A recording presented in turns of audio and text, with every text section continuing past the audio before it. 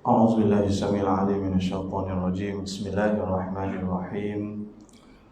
السلام عليكم ورحمة الله وبركاته.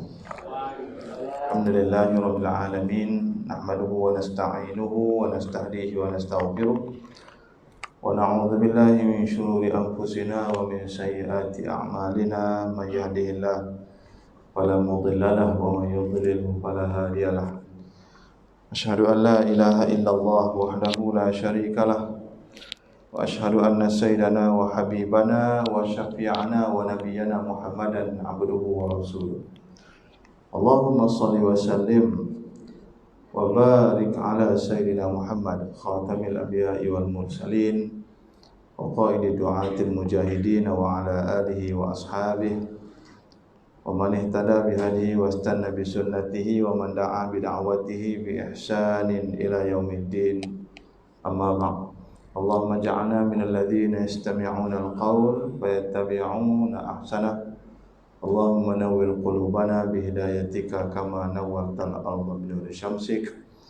اللهم آمين آمين يا رب العالمين. فقد قال الله تعالى في كتابه العزيز الكريم: أعوذ بالله من الشيطان الرجيم. ألم يأن للذين آمنوا أن تخشع قلوبهم لذكر الله وما نزل من الحق ولا يكونوا كالذين أوتوا الكتاب من قبل فطال عليهم الأمد وقست قلوبهم وكثير منهم فاسقون. صدق الله العظيم. Sahabat fadilah, Tuan Imam, Tuan Bilal yang saya muliakan, barisan ahli-ahli jawatan kuasa surau, tuan-tuan, puan-puan, para muslimin, muslimat, para jemaah, mudah-mudahan kita sama-sama diberkati dan dirahmati Allah Subhanahu wa taala sekalian.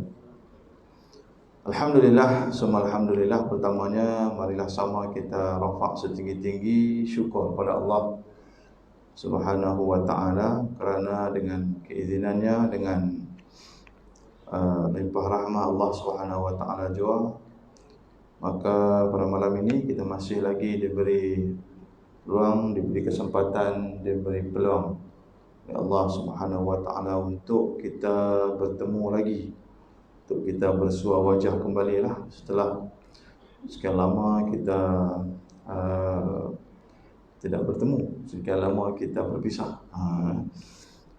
Kerana kita telah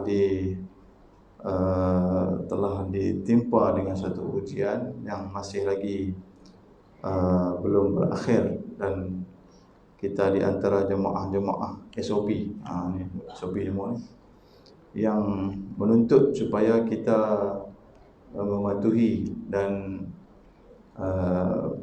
bertindak di atas rasa tanggungjawab, sebab dia merupakan satu musibah, satu bencana yang sangat bahaya, boleh menyerang pada bila-bila masa, dan yang paling susah hatinya ialah sebab dia tak nampak.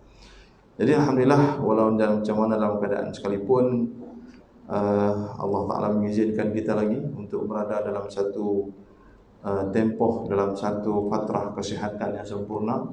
Kerana kalau kita tak sihat, kita dilarang untuk berada dalam majlis-majlis yang seperti ini. Kalau kita suhu badan kita tu menunjukkan kita demam, ataupun ada di antara kita yang bergejala, maka salah. Kita berada di dalam kita panggil keramaian lah, walaupun dia dalam satu bidang, dalam satu suasana yang tertutup, yang boleh menyebabkan wabak itu merebak, maka salah.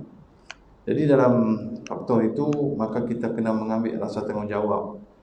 Kita jangan mencampakkan diri kita tu dalam kebinasaan. Wala tulqu biaidikum ila tahlukah. Maka kerana tu kita wajib, hukumnya ya, wajib mematuhi SOP. Jangan merasakan ia satu benda yang remeh-temeh. Kalau kita dikehendaki memeriksa suhu badan, tak kisahlah.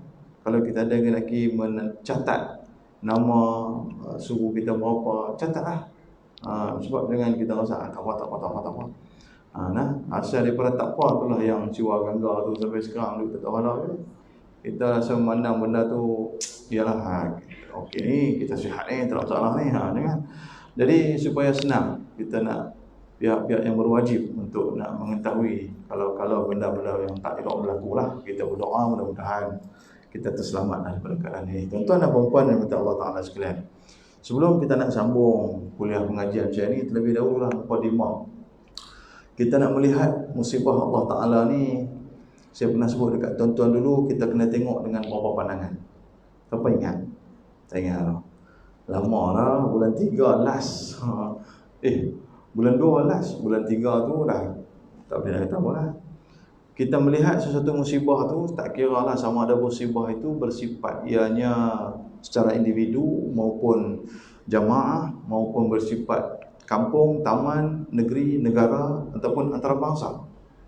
Kita melihat musibah itu mestilah kita suruh dengan 3 pandangan, 3 sisi pandangan. Pandangan pertama ialah pandangan mata, pandangan kedua ialah pandangan akal, dan pandangan ketiga ialah pandangan hati. Pandangan hati itu sama dengan hikmah, pandangan hikmah. Pandangan mata itu sama dengan pandangan ilmu. Pandangan mata bermaksud kita melihat sesuatu kejadian dan kita mendapat maklumat.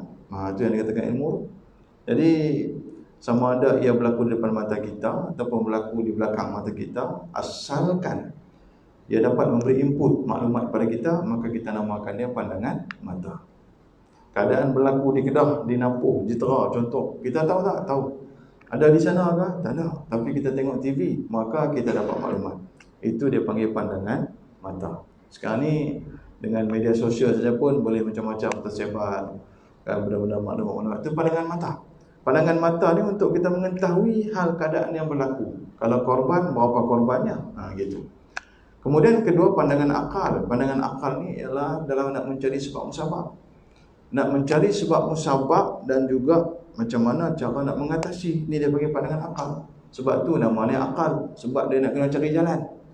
Mata tadi tak cari jalan. Mata tengok kan. Cara tahu cukup kan. Tapi pandangan akal ni dia nak kena cari jalan. Sebab apa berlaku? Kenapa dia berlaku? Dulu-dulu orang kata sebab banyak maksiat apa semua, kata Amerika lagi banyak maksiat kan. Tu kapiak-kapiak Allah tu kena juga pun. Kata umat Islam kalau buat maksiat kena. Macam mana cerita? Ada yang macam-macam ulas lah kan.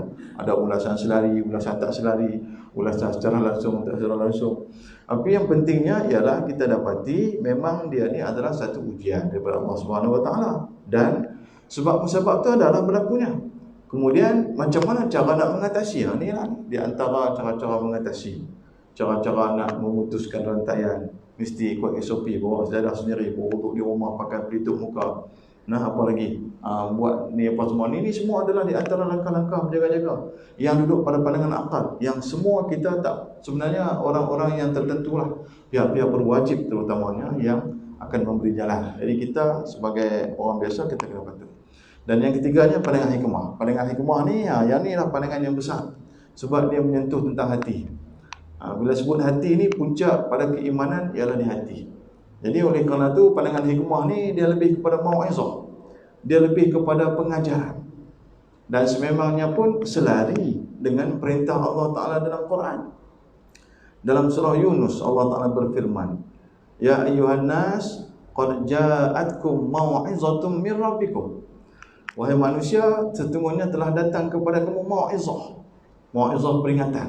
Buka dalam tafsir, tengok ada yang setengah sebut peringatan itu ialah Al-Quran sebagai sebuah kitab peringatan. Ada yang menyebut di antara peringatan-peringatan, banyak peringatan yang Allah Ta'ala bagi kita. Mau'izatun min rabbikum. Boleh jadi peringatan-peringatan dulu kita ambil sikap sambil lewa, boleh jadilah. Kan kita dengan penyakit-penyakit berjangkit ni kita tak apa nak sensitif, boleh jadi. Jadi bila Allah Ta'ala bagi peringatan, barulah kita dapati peringatan Allah Ta'ala ni sangat besar hikmahnya. Hikmah yang paling besar sekali nak menunjukkan bahawa kita ni tidak ada apa-apa kekuatan. Hebat macam mana sekalipun kita, kalau kena swab tu kita nak lari. Swab ke swab ke swab. Cucuk masuk dalam tu kan. Kalau boleh nak lari kita tak mau. Orang kata sampai ke kepala apa rasa. Kalau boleh kita tak nak. Hebat macam mana pun angkat besi 10 kilo, berat 20 kilo. Buat main datang tu sikit, lari.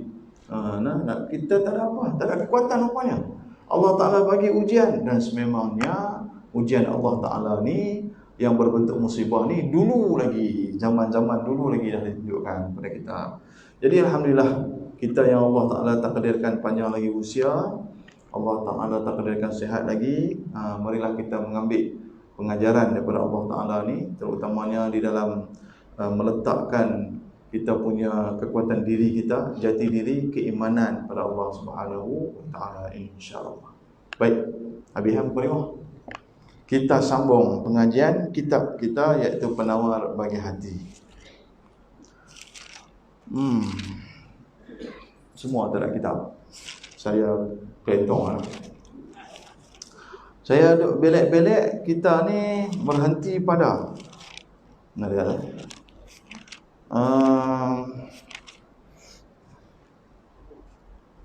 24 hari bulan 2 tahun 2020. Tu last. Lepas tu 18 hari bulan 3 PKP. Sampailah hari ni. Ni kita buka balik ni. Kita berhenti pada fasal yang ketiga pada menyatakan lidah. Pasal yang ketiga pada menyatakan lidah. Jadi tuan-tuan, kalau kita dah bincang sampai lidah ni, kita dah bincang berapa anggota dah? Siapa ingat? Kita bincang berapa anggota dah? Kita ni ada berapa anggota? 7. 7 anggota. 7 yang mana 3 ada di bahagian atas, 4 di bahagian bawah. 3 di bahagian atas apa dia? Mata, telinga, lidah. Jadi mulut ni dia sebut sebagai lidah lah. 4 bahagian bawah apa dia? Mulut juga, tapi diistilah sebagai makan. Dia menamakan dia dengan perut. 2 tangan, 2 kaki, dan satu lagi ialah alat pembiakan kita, iaitu alat kelamin. Jadi dia ada 7 anggota. Yang mana ketujuh anggota ni menjadi laluan yang paling utama, highway, untuk nak sampai ke hati. Dalam istilah pentadbiran kerajaan disebut oleh Imam Ghazali rahimahullahu ta'ala, 7 anggota ni ialah menteri-menteri kabinet. Menteri kabinet, bukan timbalan menteri lah, menteri. Maknanya yang membuat keputusan, yang memberi input kepada Perdana Menteri. Iaitu apa dia Perdana Menteri? Salah. Perdana Menteri ialah akal fikiran. Yang mana akal fikiran akan membentuk dan menasihati keputusan yang dibuat oleh raja, iaitulah hati. Itu bidalan analogi yang dibuat oleh Imam Ghazali rahimahullah ta'ala. Manakala seluruh anggota lain yang tak berkenaan, seperti rambut, seperti lutut, seperti ibu jari, seperti apa lagi lah yang tak berkenaan dengan pemerintahan ni, mereka adalah rakyat jelata yang menerima sama ada baik ataupun buruk.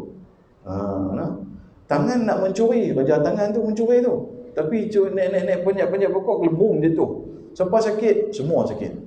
Lutut pun sakit. Dia kata aku tak kena mengena. Lutut kata, curi tangan, aku juga yang kena lah, lutut pun kena. Sebab dia rakyat jelata, menerima musibah. Yang buat keputusan ialah hati. Dan dalam pentadbiran sebuah negara, nak pastikan negara itu berjalan dengan licin, dengan mengikut norma-norma baru, dia mesti ada musuh, seteru. Kalau kita tak ada musuh, kita tak tahu kekuatan. Betul tak betul? Kalau kita tidak ada musuh, kita tak tahu kekuatan, kita duduk, aku ni okey lah kot, kuat tak kuat tak tahu. Betul kan?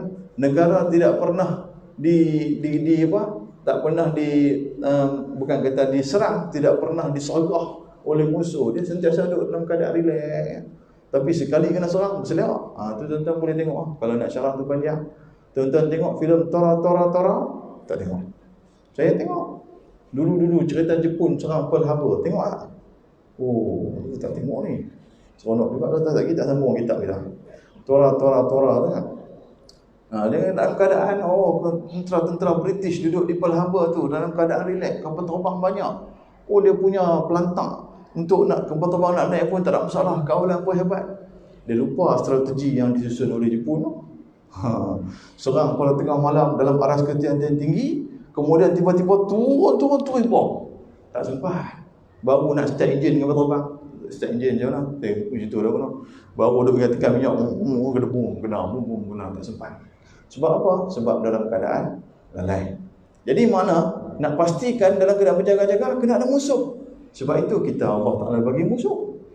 Imam Ghazali kita musuh kepada pentadbiran negara kita ialah syaitan.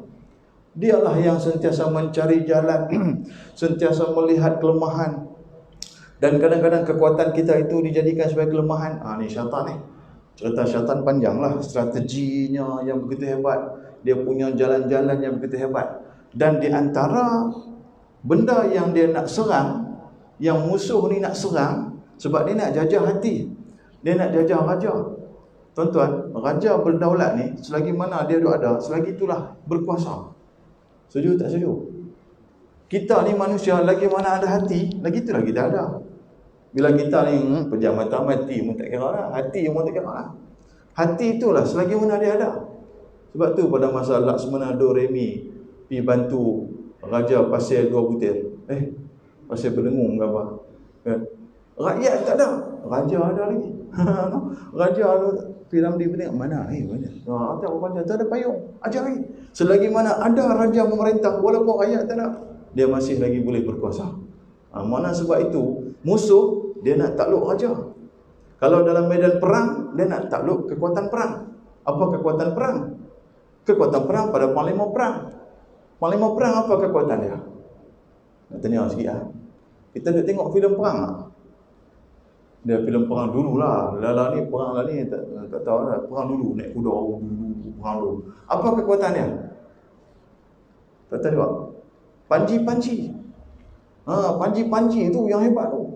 Selagi mana berkibar panji, tuan-tuan tengoklah perang. Kalau kita tengok filem Sultan Muhammad Al-Fatih ketika mana dia nak menakluk kota Konstantinopel tu, banyak mana punya tentera, infanteri, tentera berjalan kaki. Punyalah ramai. Kalau dia ketua panglima perang pun dia tak tahu duduk mana satu. Ramai sangat. Habis dia nak tengok apa? Dia nak tengok panji-panji ya. Selagi mana panji-panji berkibar, selagi itulah peperangan akan berterusan. Sebab tu panji-panji itu sangat dijaga. Panglima perang dia kena pegang panji-panji itu dalam perang apa tu, tapi patah tangan, kepit. Jaga panji-panji jangan jatuh. Jatuh panji-panji, habis. Tentera belakang tengok-tengok, tak ada lah panji-panji. Apa lagi kita angkat mumpi balik ya. Ada perang bagi. Kita punya tokai kita dah mati ya. Dia fikir dia mati, kita lari balik. Gitu lah. Tapi selagi mana panji berkibar tu. Jadi maknanya kita punya musuh adalah syaitan. Dia susun strategi yang cukup banyak. Dan semua strategi itu telah dibocorkan oleh Allah Subhanahu Wa Taala. Yang tu kita sambung lain kali. Strategi dia banyak ada dalam Quran. Kita tumpu sana dalam pengajian kita. Di antara tempat-tempat ataupun jalan-jalan utama yang dia cuba nak menakluk kita ialah ni anggota-anggota kita yang 7. Anggota yang telah kita baca sama-sama dan saya harap kita faham ialah mata. Dan juga yang kedua ialah telinga. Di antara dua anggota yang sangat rapat kedudukannya dan sangat hebat dia punya peranan. Sehingga kan dikatakan sebagai suatu kesiapsiagaan kita ialah mata dan telinga. Perisikan mata dan telinga. Tutup mata, tutup telinga, kita tak ada apa-apa. Tidak? No, kita bawa kereta laju, hebat, tu lain. Apa jadi? Terguling kita. Tuan-tuan nak lena, tuan-tuan tutup telinga ni bubuh dengan chewing gum ke, bubuh dengan apa ke, lena. Orang curi satu rumah, kita tak sedang. Dia angkat kita kali pituk dalam longkang. Kita lena, bangun besok, awak aku lena dalam longkang. Sebab apa jadi gitu? Sebab mata telinga tutup, tak nampak.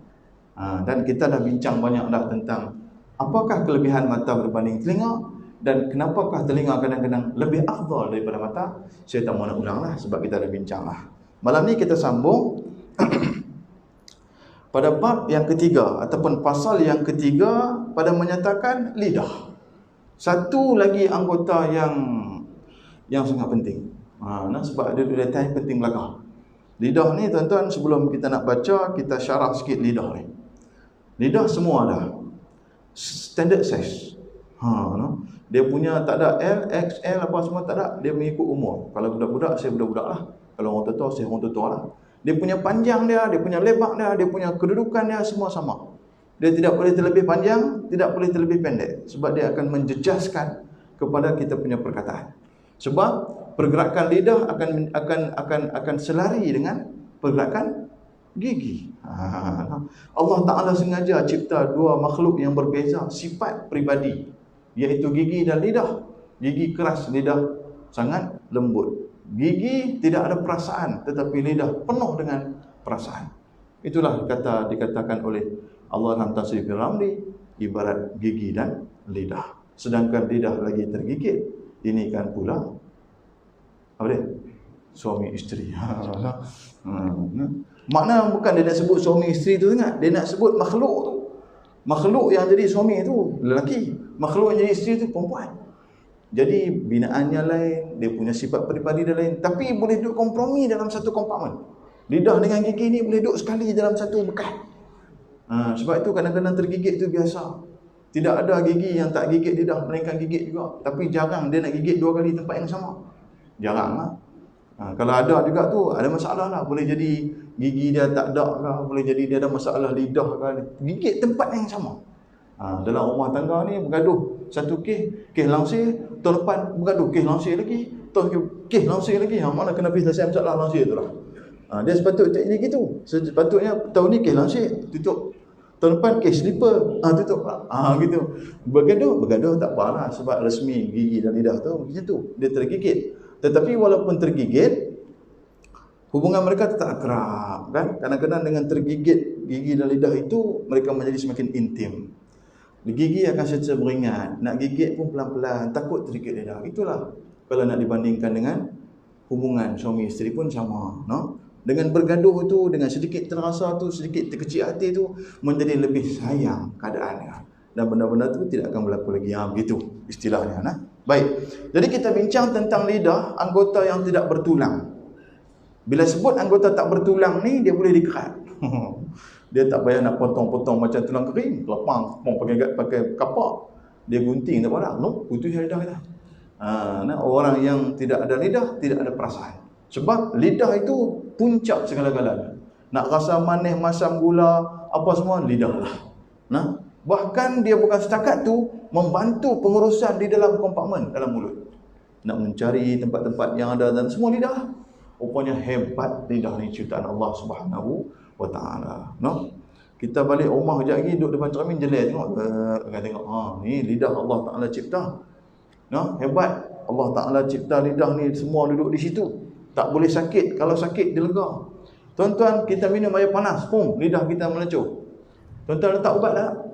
Jarang orang nak letak ubat atas lidah. Sebab dia akan menyebabkan kita rasa tak sedap.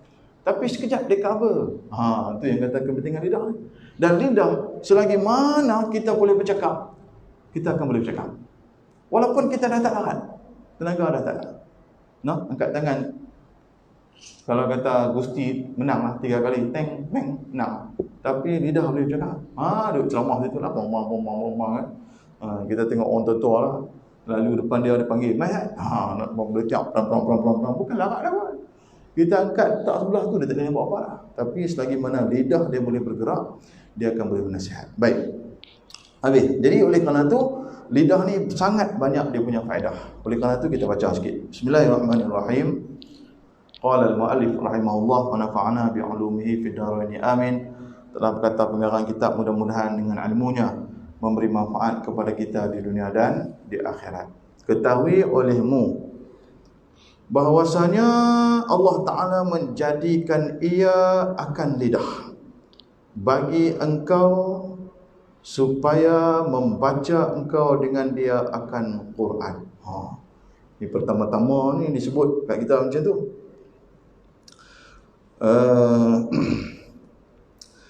Disebut kepada kita faedah lidah ni. Pertama-tama dikatakan Allah Ta'ala buat lidah kat kita ni untuk akhirat. Allah Ta'ala buat lidah kat kita untuk akhirat. Pertama sekali supaya membaca engkau dengan dia akan Quran. Yang tu tujuan pertama. Jadi baca Quran ni kena guna lidah tak? Kena. Tuan-tuan buka Muqaddam, hak ada lukis gemak kepala orang tu, tengok. Ada sebutan huruf bawah lidah, ada atas lidah, kan? Ada hujung ni, ada di pangkal ni macam-macam. Jadi lidah sangat penting untuk membaca Al-Quran. Sebab apa Al-Quran ni diletak di tempat yang pertama? Ataupun pengarang kitab kita letak nombor 1 ya? Allah Ta'ala buat lidah kat kita ni supaya kita baca akan Quran. Sebab apa? Sebab memang kena baca Quran pun. Allah Ta'ala suruh dalam Quran. Nabi diutuskan membawa wasilah, misi Nabi untuk mengajar kita Al-Quran. Laqad manallahu 'alal mu'minin id ba'atha fihim rasulan min anfusihim yatlu 'alaihim ayatih. Mula-mula sekali Nabi diutuskan pada kita untuk membacakan kepada kita ayat-ayatnya. Jadi makna tuan-tuan, Quran ni lagi mana kita hidup, kita kena baca lah. Kita kena perbetulkan bacaan. Kita ni ajam, nahnul a'jamiyun. Kita ni orang ajam. Orang ajam ni makna bukan orang Arab. Sebutan Quran tu bahasa Arab, maka wajib kita belajar. Sebab dia bukan bahasa kita.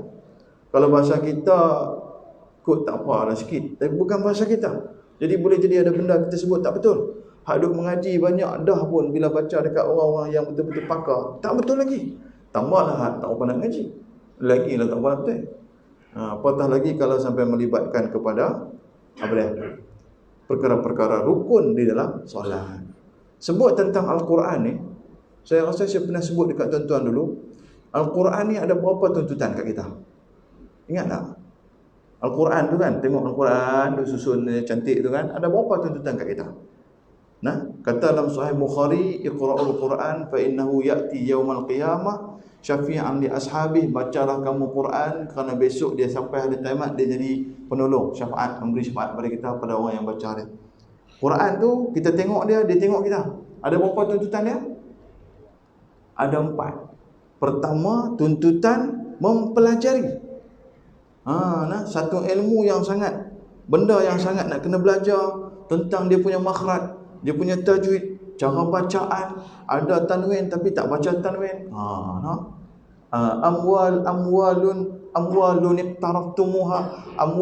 iqtaraftumuha. Macam mana pula nun tu jelas tu kena baca di bawah satu. Itu kena baca. Saktah, hukum-hukum yang terlibat dalam Quran. Aywaja qayyimah, dalam surah Yasin kita ada mimar qadina hada. Ada berapa saktah kita baca Quran tu atas jalan mana, imam mana? Imam apa nama ni, Imam Sa'usidi, imam lah. Imam mana yang kita ambil ni? Imam Hafs An-Asim kah? Imam Waras An-Nafi' kah? Kena tahulah sama sikit. Sebab kita baca Al-Quran. Itu dalam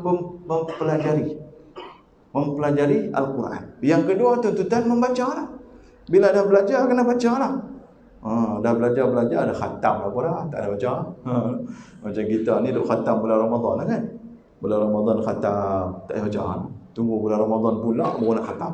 Cuba lazimkan baca tu bagi khatam juga. Tak apalah sehari semuka, sekerat muka pun, tapi lama-lama habis. Hari ni nak baca ayat ni esok baca ayat ni. Jadi tak tersusun lah. Baca bagi elok, membaca. Yang ketiga, memahami tuntutannya. Memahami Al-Quran. Lagilah besar dia punya ruang lingkup. Memahami Al-Quran. Saya berani confirm lah, kita ni kalau belajar tafsir, daripada kecil kan, kita belajar tafsir Alif Lam Mim tu, pertama nak sampai Qul a'udzu birabbin nas tu tak dapat habis dah. Kalau habis pun tak tahu apa. Ni banyak sangat dia punya bahtera, ya, dia punya benda kanzun min kunuzir rahman tu, dia punya yang tersembunyi di bawah kata-kata kunci ataupun firman Allah Ta'ala sangat banyak. Ni ayat Fatihah saja pun kita tak nak kuat. Fatihah saja tu kan. Kenapa Allah Ta'ala sebut Al-Alamin? Apa dia jawab? Alhamdulillahi Rabbil Alamin. Segala puji bagi Allah, Tuhan miliki sekalian alam. Kenapa Alamin? Kenapa tak kata alam saja? Alam tu luas. Bila sebut alam tu luas ya. Alam yang boleh dah. Datang pula Alamin, menunjukkan ya nun. Kalau dalam bahasa Arab dipanggil jamak. Jamak yang menunjukkan banyak. Alam. Berapa banyak alam dah dalam dunia ni kan. Berapa banyak alam Allah Ta'ala nak sebut seluruhnya. Bukan hak alam kamu nampak je, hak kamu tak nampak pun aku juga Tuhan dia. Apa alam yang kita tak nampak? Alam apa? Alam jin. Kita tak nampak. Siapa nampak jin? Seluruh jin ada lah kot. Tapi kalau jin betul, jin pakai tocang ke, jin tak ada tocang, kita tak, kalau boleh kita pun tak mau tengok. Kata, Ustaz nak tengok, tamah. Memang dia lebih ke dia lah. Dia kata di belakang pokok tu ada jin cakap. Tak apa, biar. Dia ada lah pakai senok jin. Kita ambil tu jin, tak apa nak pakai senok. Keluar boleh kita ambil. Jadi, alam tu kita tak nampak. Memang dia ada alam. Ada. Alam tu ada di dunia. Kita tak rasa. Ada. Alam semut, alam lebah, alam cakrawala, alam dalam sistem hutan, alam dalam perairan, alam semua banyak. Jadi sama ada kamu sedar, kamu tak sedar, kamu tengok, kamu tak tengok, seluruh alam-alam ni Rabb. Tuhan hanya satu, Tuhan hanya satu yang mentadbir dan memerintah. Allah Ta'ala dah tentu dah sunnatullah fil alam. Matahari, bulan bergerak kamu dalam menentukan siang dan malam. Wal qamara qaddarnahu manazila hatta adakal urjunil qadim. La syamsu yang bagi laha an tudrikal qamar. Tu semua sistem cakrawala. Tu baru satu, baru perkataan al-alamin dalam Fatihah tu pun. Apatah lagi yang banyak-banyak lagi tu kan, nak cerita tentang surah ni. Tu tuntutan memahami Al-Quran. Sebab itu tuan-tuan, saya nak mencambahkan idea ni. Quran ni ada dua. Satu kita panggil mentafsir Al-Quran, satu kita panggil mentadabbur Al-Quran. Ada beza tu lah. Kalau tafsir Al-Quran, kita tafsir secara harfi dan maknawi. Maksudnya perkataan tu pun kita tafsir, makna pun kita tafsir. Contoh, ni contoh lah. Alhamdulillahirabbil alamin. Alhamdu. Makna apa alhamdu? Segala puji. Kan? Kalimah alhamdu. Adakah boleh kalimah itu dibuang perkataan alif lam? Tinggal hamidah saja.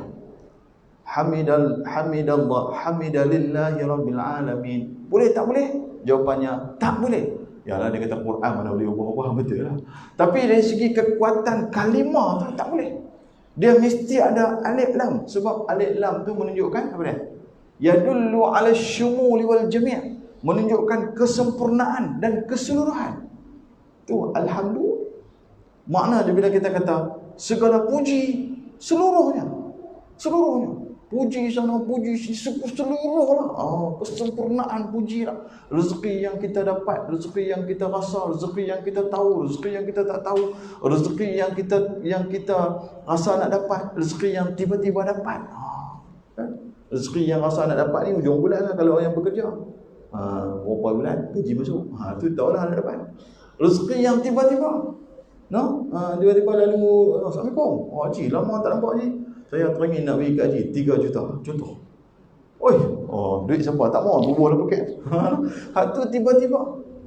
Sebab itu dalam bab rezeki ni kan, ada rezeki yang kita kena usaha, ada rezeki yang tiba-tiba datang, yang sebut oleh Allah Ta'ala sebagai rezeki yang tak disangka.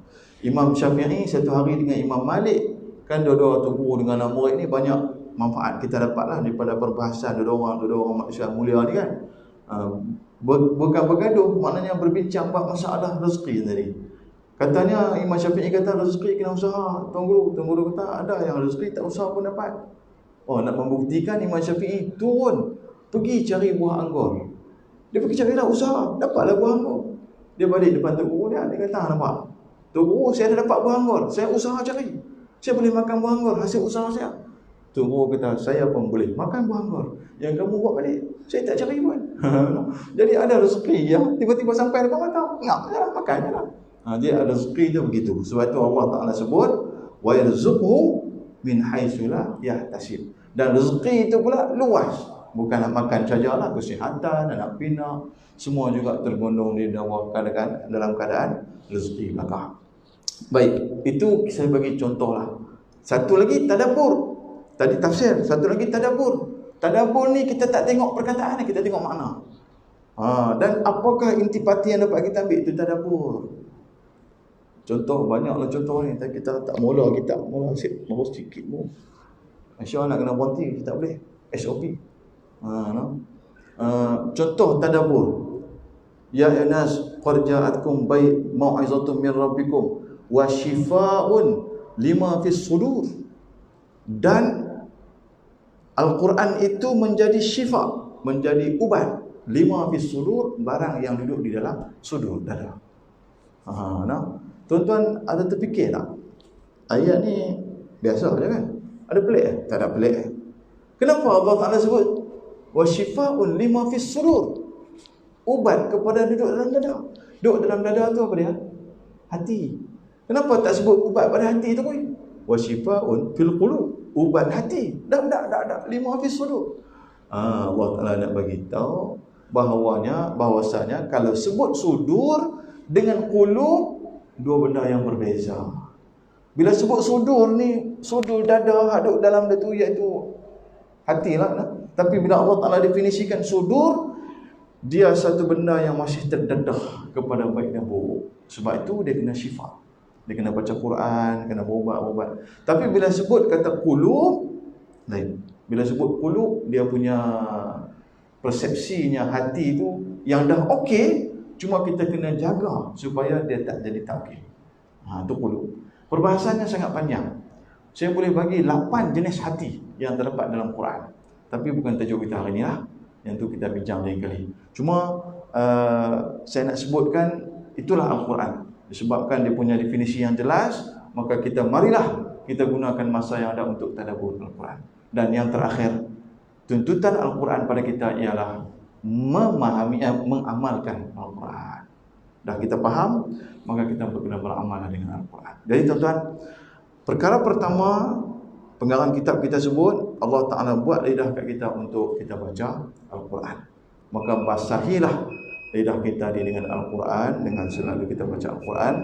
Mudah-mudahan selagi mana lidah kita ni boleh bergerak ke sana kemari ni, mudah-mudahan banyaklah yang dia telah menghasilkan pahala dengan bacaan-bacaan Al-Quran. InsyaAllah kita akan sambung perbahasan ni pada masa akan datang. InsyaAllah masih banyak lagi lah yang akan kita bincangkan dengan lidah ni, dengan izin Allah Subhanahu Wa Taala. Jadi saya rasa sekadar itulah, waktu sudah masuk. Yang baik daripada Allah, yang tidak baik daripada saya sendiri, saya mohon maaf. Aqulu qawli hadza. Assalamualaikum warahmatullahi wabarakatuh. A'udzu billahi samil alim minasyaitonir rajim. Bismillahirrahmanirrahim. Alhamdulillahirabbil alamin. Wassalatu wassalamu ala asyrafil anbiya'i wal mursalin wa ala alihi wa ashabihi ajma'in. Allahumma ya muqallibal qulub tsabbit qulubana wa aqdamana ala dinika ala ta'atik. Allahumma faqihna fid din wa 'allimna at-ta'wil. Allahumma akrimna bil fahmi wal hafzi wal aqli warzuqna al-ilma wal hikmah wa albisna libas at-taqwa. Ya qadhiyal hajat qdi hajatina wa akrimna bi anwa'il khairil wa ikramika ya arhamar rahimin. Rabbana atina fid dunya hasanatan wa fil akhirati hasanatan wa qina adzaban nar. Sallallahu ala sayyidina Muhammadin wa ala alihi wa ashabihi ajma'in. Walhamdulillahirabbil alamin. Taqabbalallahu minkum.